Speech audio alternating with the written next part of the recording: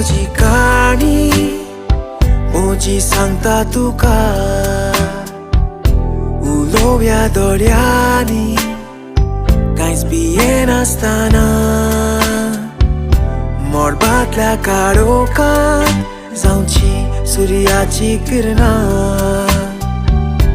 एकामेकाक समजून रावची एकवटां दोर म्हाका सोडून दी सगळी चिंतना जिविताची पावलां मारूया आमी नाचतना वेगेत आसतना